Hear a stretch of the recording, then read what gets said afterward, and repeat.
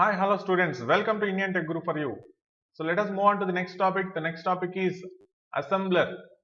So what is the purpose of the assembler? It is going to convert the assembly language program into machine code. So the assembly language program is here called the source program, and the converted binary machine language program is called the object program. So the machine language program is generally called as the object program. So because in general the machine code will be stored in computer using the extension .obj. The .obj means object program. Like a C program is stored with the extension .c, and a C++ program is stored with the extension .cpp, and a Java program is stored with the extension .java. So the object program will be stored with the extension .obj. That is why it is called as the object program. And coming to the functionality of the assembler, it is going to convert the assembly language program into machine code. So for that purpose, it is going to use two passes. Those two passes are called as first pass and second pass. So that is why it is called as a two-pass assembler. Two-pass assembler. In the first pass, what it is going to do is it is going to generate a table which contains the address symbols for all the user defined data. So what are the user defined data? This is the actual assembly language program which we have seen in the previous class, and we have seen the explanation for this code also in the previous class. So here, what are the user defined symbols? User defined symbols are A, B and C. So we are going to define three variables A, B and C. So for these A, B and C, we are going to generate a symbol table and give the address locations for these A, B and C values. So that is how we are going to generate the address symbols in the first pass, and in the second pass we are going to perform the binary translation. In the first pass we are not going to generate the binary translation, we are not going to perform the translation. So in the second pass we are going to perform the actual translation of the given assembly language code. So first let us see how the first pass works and what are the operations we are going to perform in first pass. The first pass, you can see the first pass flowchart here. So how the first pass is going to work? So in case of the first pass, the location counter is initially set to 0. So actually we are setting the value org with the 0. Origin of the program is in the location 0. So however, why we are using once again the location counter? The location counter is nothing but where is the first line of the code actually residing. So we are setting once again the location counter to 0 because in some of the assembly language programming this particular org command is missing. So for that purpose, in the first pass we are setting the location counter to 0. Location counter is initialized to 0, and scan the next line of code. So what is the next line of code? The next line of code is nothing but the first line of code. So this is the first line of code. And what is that code? Is it a label? No. What are the labels in this particular code? This line, this line, this line. A, B, C are the labels. So it is not a label. So is it org command? Is it a sudo command org? Yes, it is a sudo command org. So that's why we are going to set the location counter. We are going to set the location counter. If it is org, then we are going to set the location counter value. So because org is starting with 0, we are going to set the location counter. So with the value 0, then what to do? Scan the next line. Scan the next line. What is the next line? LDA is the next line. So is it a label? No, it is not a label. Is it org? No, it is not org command. Is it end command? No, it is not end command. So then what to do? Just increment the location counter. So LC was initially 0, now it is incremented to 1. Okay, we are not going to do anything. So in case of if it is an operation code, just we are going to increment the location counter. So after incrementing the location counter will be incremented, and then scan the next line of code. What is the next line of code? Add B. So it is also not a label, it is also not org, it is also not end. So just increment the location counter. Now the location counter will be 2. Next, scan the next line of code. STAC. It is also not a label, it is also not org, it is also not end, it is also not end. That is why what to do? Just increment the location counter. Now the location counter will be 3. So scan the next line of code. What is the next line of code? HLT. HLT. It is also not a label, it is also not org, it is also not end. So what to do? Just increment the location counter. So now the location counter is 4. Okay. Scan the next line of code. This is the next line of code. Now whether it is a label? Yes, it is a label. So it is a label. First time we encountered a label. So if it is a label, what to do? Store symbol in address symbol table. Generate an address symbol table and store the symbol in address symbol table together with the location counter value. So what is the symbol? Symbol is A. What is the location counter value? Location counter value is 4. Okay, location counter value is 4. Next, after that what to do? Increment the location counter. Now the LC is 5. Next, scan the next line. What is the next line? B. Whether B is label? Yes. Then what to do? Store symbol in address symbol table. Store symbol in address symbol table along with location counter value 5. Increment location counter. LC is 6. Next line, this line. Whether it is a label? Yes. Then store in the address symbol table.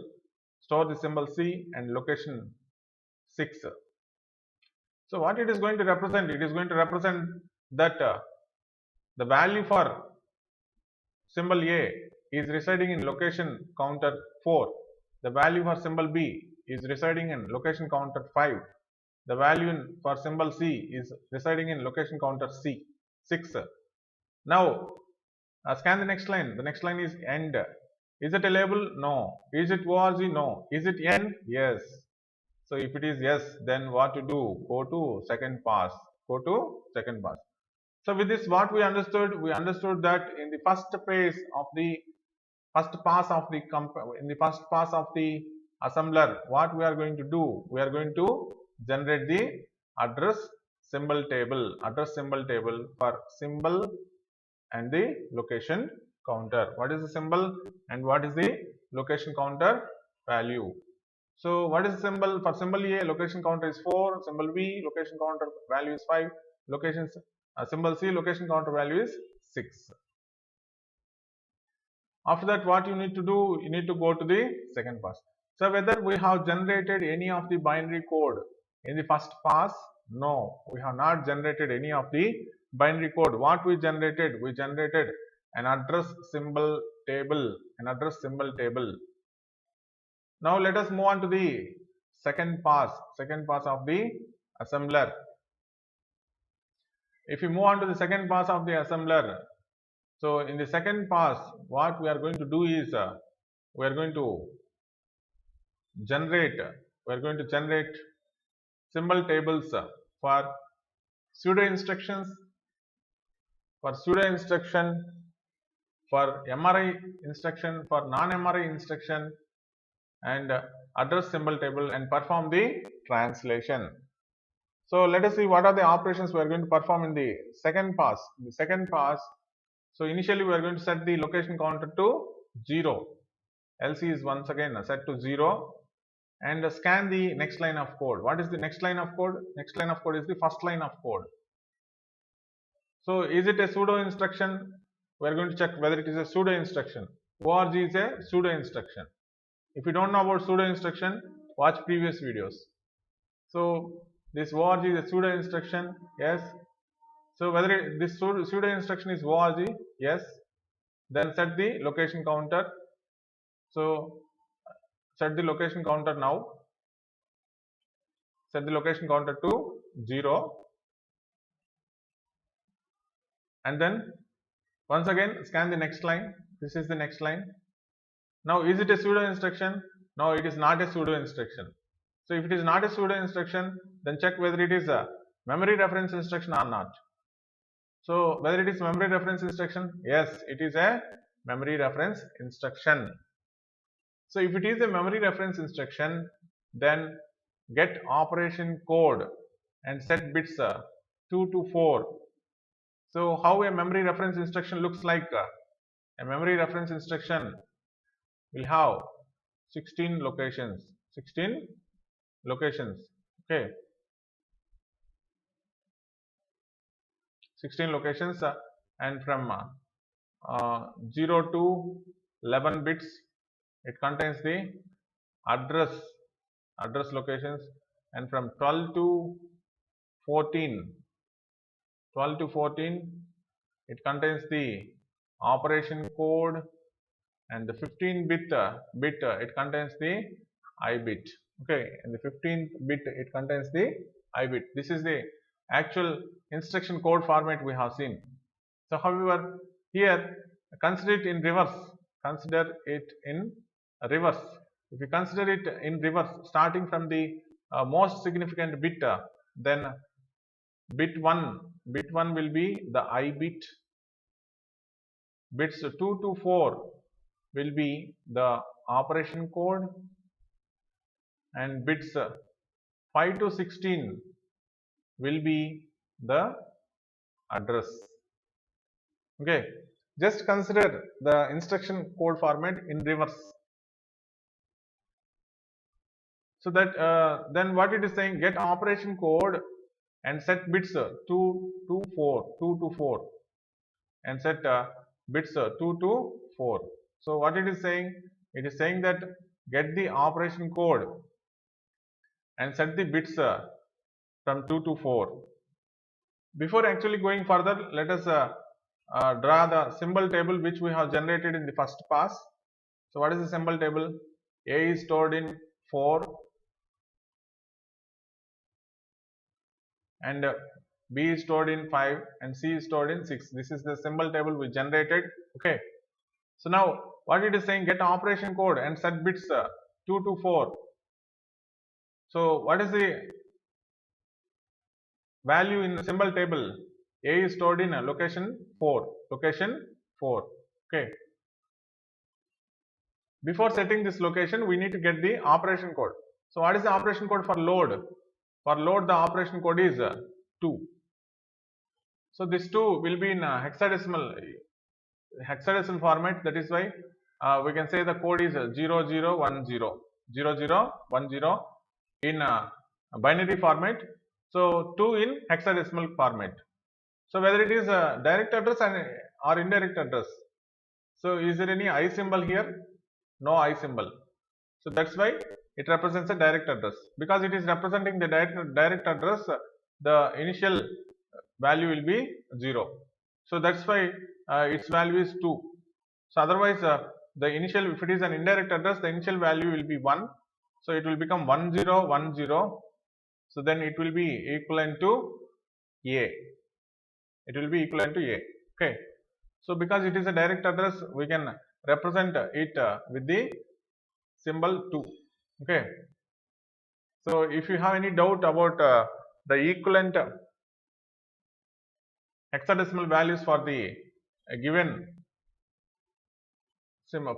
assembly codes, go through the previous classes. Okay. So the equivalent symbol for load is hexadecimal code is 2. So what about the remaining bits? Search address symbol table. Search address symbol table for the binary equivalent of the symbol addresses and set bits 5 to 16. So these bits we have to set. Bits from 5 to 16 will be 12 bits.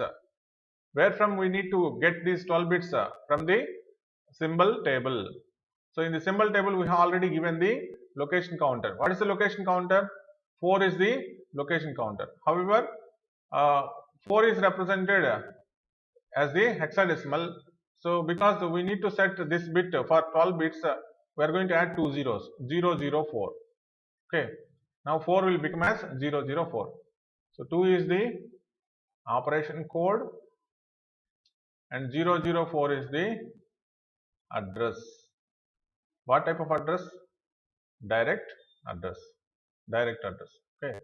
So like this, we are going to store in the, we are going to convert the given LDA into this particular instruction. Okay. So what is the location counter? 000. Already we have set the location counter as 000. So now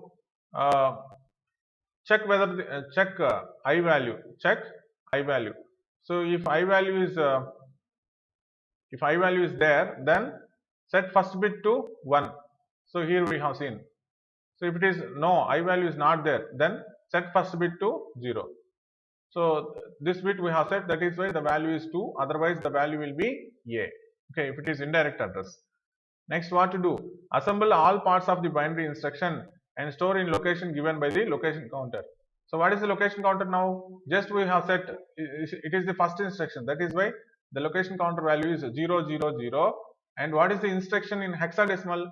2004.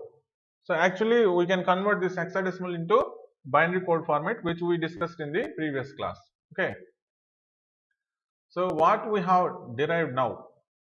What we have derived now till now is we have converted this particular line of code into this particular line of code. This line of code is in assembly language, and this line of code is in machine language. Okay. So that is we have converted the assembly code into machine code using the second pass of the assembler. So using what?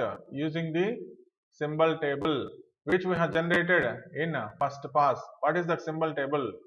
A is stored in location 4, B is stored in location 5, C is stored in location 6. Okay, this is the symbol table. What is the necessity of the symbol table? We need to find where the variables are stored, in which location the variables are stored. Okay, now let us go to the next line. So what is the next line of code? The next line of code is here you can see, after setting the bits, assemble all parts of the binary instruction and store in location given by the location counter. So this is done. Next, after that, what you need to do? Increment the location counter. So location counter incremented, and then scan the next line. What is the next line of code? This line over. Next line of code is add B. Is it a pseudo instruction? No. Is it memory reference instruction? Yes. Get operand code and set bits 2 to 4. What does it mean? So what is the operation code for add? 1 is the operation code in hexadecimal format for add. So set 2 to 4 bits and search address symbol table for binary equivalent of symbol addresses and set bits 5 to 16. So already in the symbol table we seen A is located in 4, B is located in 5, C is located in 6. So here 5 means 005. The second line of code successfully written. Next, increment the location counter and once again scan the next line. What is next line? Store C. So after incrementing the LC, it will be 002. What is the equivalent operation code for store operation? 3. And where this value is located, in which address the value is located? In location counter 6. So what is that? 006. Okay. So we have written that, and then the third line of code is over. Next, increment the location counter. So what operation we encountered? We encountered now a pseudo instruction. We encountered now not a pseudo instruction. So a non-MRI instruction. HLT is a non-MRI instruction. So whether it is a MRI instruction, no. So whether it is valid non-MRI instruction, yes. So then what we need to do, store binary equivalent of the instruction in location given by the LC. We know the direct instruction code for the halt HLT. We can refer the previous classes and determine that the direct equivalent instruction for the halt command is 7001 and directly write the hexadecimal code for 7001 for the halt. Okay. So next what to do? Increment the location counter. So now what we encountered? We encountered a pseudo instruction. Okay, we encountered a pseudo instruction. Yes. Is it ORG? No. Is it end? No. What it is? It is DEC. It is DEC. So if you encountered DEC or hex, what we need to do? Convert operand to binary and store in location given by the location counter. Okay. So convert the operand into binary. So instead of converting the value into binary, what we did, we have converted into hexadecimal equivalent. You know how to convert the hexadecimal code into binary and stored in the location counter. Okay. So DEC as well as hex are also pseudo instructions which we have discussed in the previous classes. So now go to the next line, increment the location counter and go to the next, scan the next line of code. What is the next line of code? B. What is the code? DEC. DEC is a pseudo instruction. Yes. ORG, no. End, no. Then what to do? If it is DEC, what to do? Store in binary format. Instead of storing binary format, how we are storing? Using the hexadecimal format, because we know how to convert the hexadecimal into binary. Because it is a negative number, minus 23 is a negative number. We have stored in a 2's complement representation of the hexadecimal code. And then next line of code, DEC 006. So initially we are going to store 0 value is represented with all zeros. So and then increment the location counter. So next, finally end command has encountered. After scanning next line, is it a pseudo instruction? Yes. Is it ORG? No. Is it end? Yes. So if it is end, then the execution is done. Execution of the program is successfully done. Okay. Like this, we are going to use a 2-pass assembler and generate a symbol table. This is the symbol table, and generate a symbol table in the first pass and convert the given assembly language program into the machine code, So using in the second pass. Now you can see. So this is the assembly language code. This is the machine code. We have successfully converted this assembly language code into machine code using 2 passes of the assembler.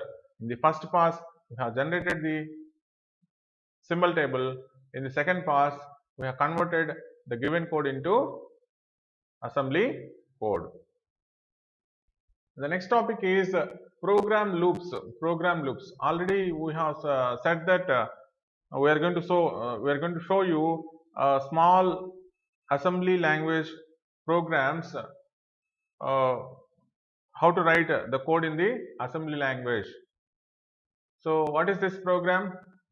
This program is adding 100 different numbers and finding the sum. Finding the sum of 100 numbers. So this is how we are going to write a program in Fortran.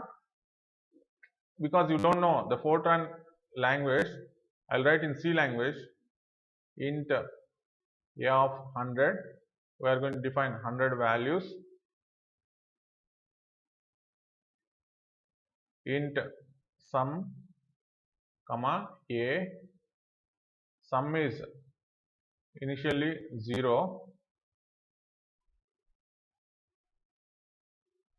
for I is equal to 1, I less than or equal to 100, I plus plus, sum is equal to sum plus a of I. Sum is equal to sum plus a of I. However, here we have not given values for a of I. We have to give values for a of I. Int a of 100 is equal to, in flower brackets, give the values, any random values. Okay, 20, 55, 62 and so on. How many numbers we need to give? We need to give 100 numbers. 125 is last number.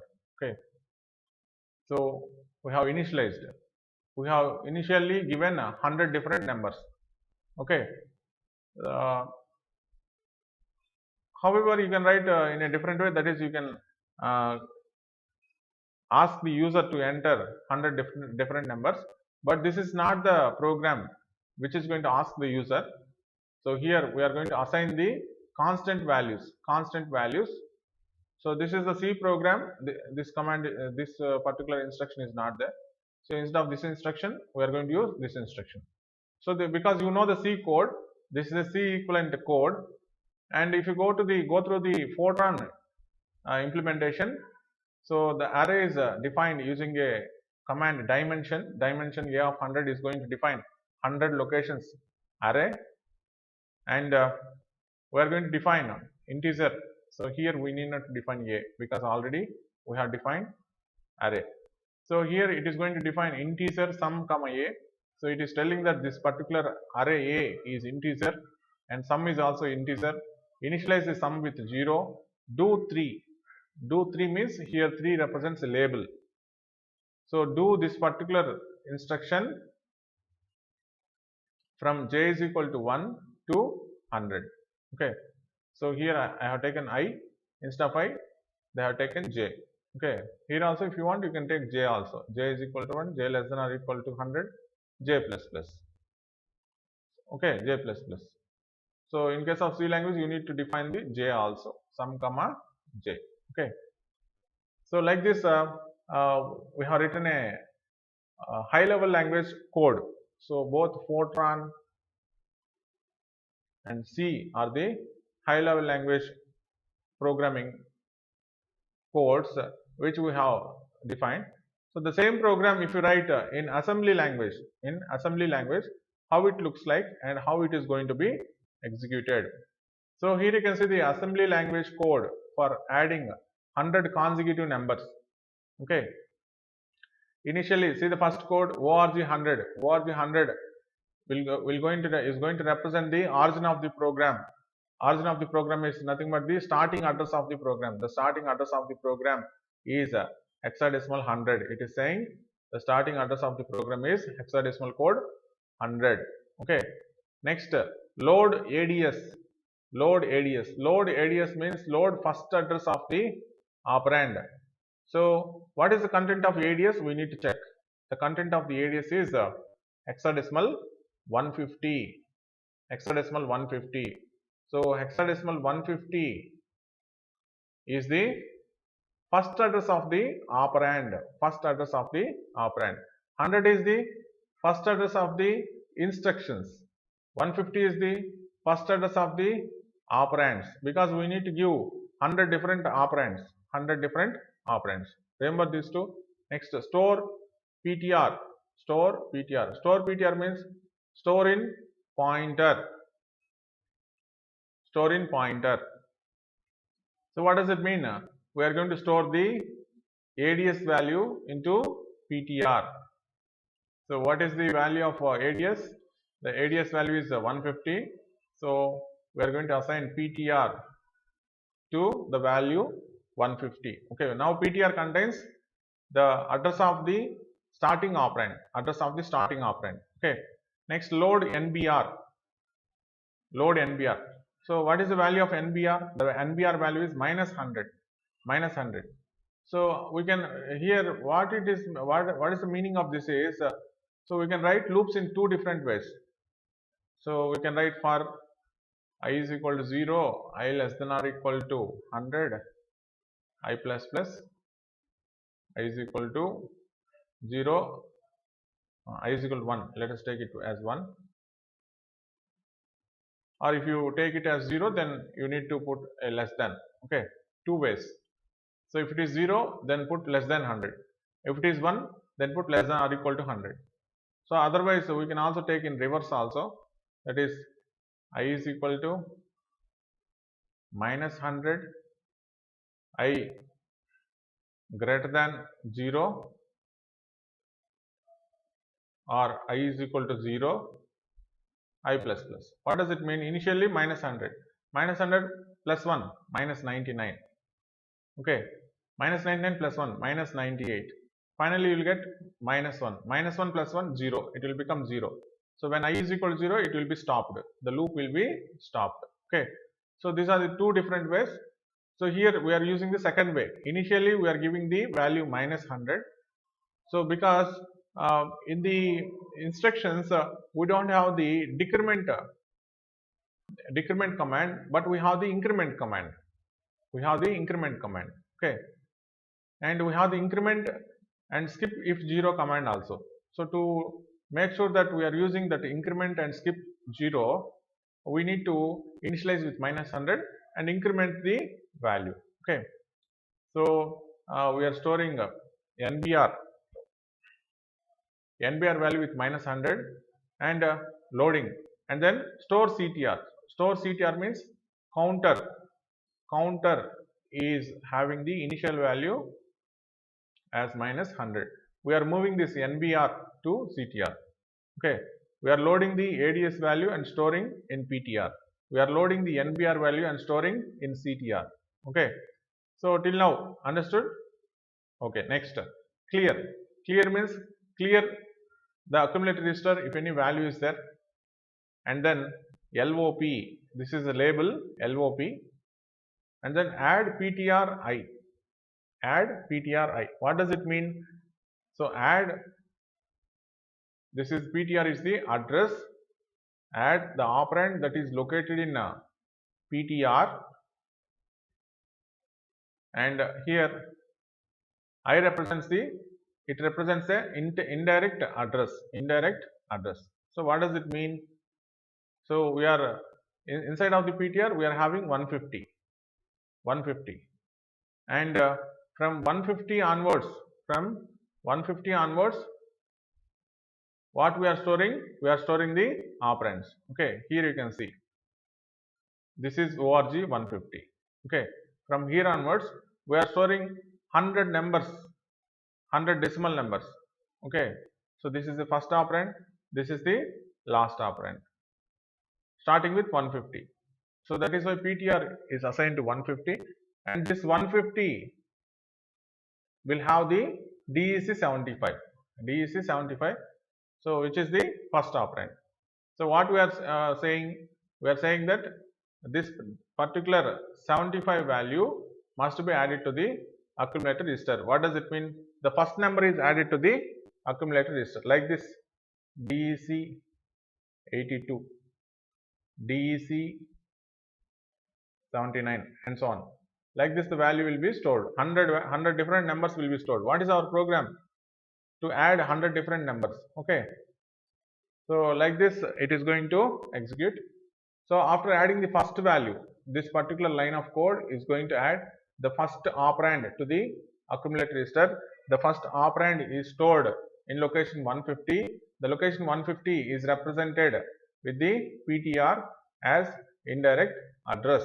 Okay, next statement is ISZ PTR. ISZ means increment the PTR value, and skip if 0. Increment PTR value and skip if 0. Okay, so now I am going to increment the PTR value. If you increment the PTR value, what is the value will come? 151.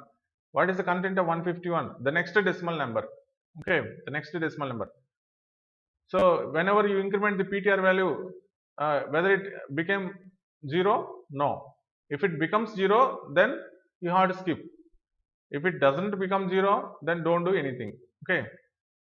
Next, increment the CTR value. What is the initial value of CTR? Minus 100.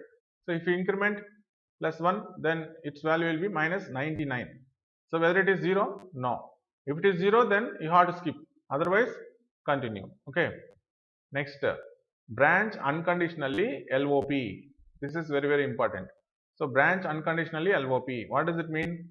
So directly go to, once again, the label LOP. Okay. What does it mean? It means that repeat these instructions, repeat these three instructions several times. Okay, several times. Next, what is the next instruction? Add PTR I. So what is the PTR value at present? At present PTR value is 151, because here we incremented the PTR value previously. Okay, so now 151 contains 82. Add this 82 value to the accumulated register. Now in the accumulated register we have the first value, first operand plus second operand. Okay, because this is the second iteration. So increment and skip if 0. Now increment PTR, it will become 152. PTR will become 152. And then increment CTR, it will become minus 98. And then branch once again. So the same loop will be repeated. How many times it will be repeated? Several times it will be repeated. And whenever you encounter the last operand, then this last operand will be added to the accumulated register. 100 different values have been added. So after that, as usual, PTR will be incremented. It will not become 0. However, so the last but one value will be minus 1. And now if you increment minus 1 and add plus 1, it will become 0. Now this is very, very important command, ISZ CTR. So increment and skip if 0. Increment and skip if 0.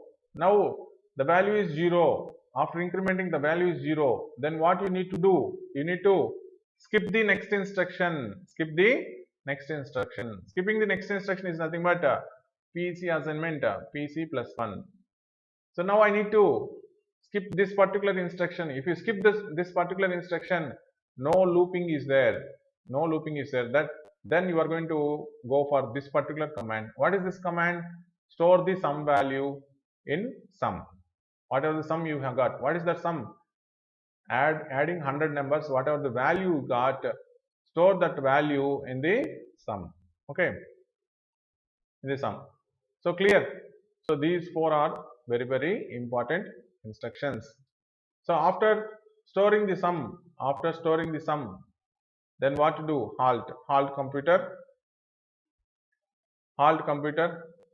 and the execution will be completed. Okay, the execution will be completed. Okay, so now the same program, if you want to generate, if you want to give to the assembly code in two passes, in the first pass,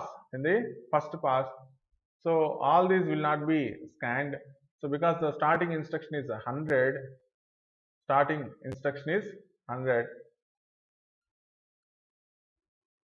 the location counter is will be started with the value 100.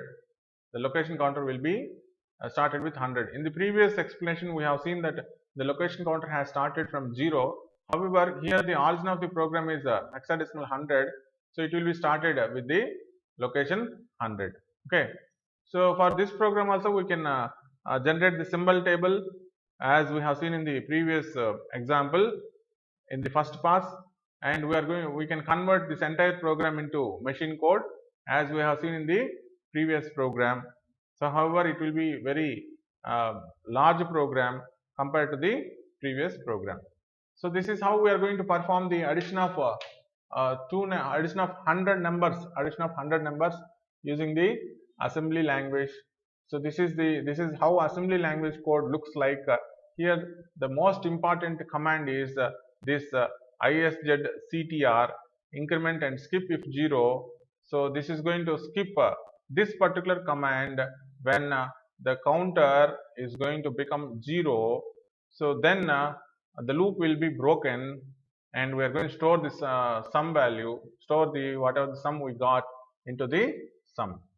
And we need to remember that the 100 decimal values will be starting from the 150 location, so till we get all of the values.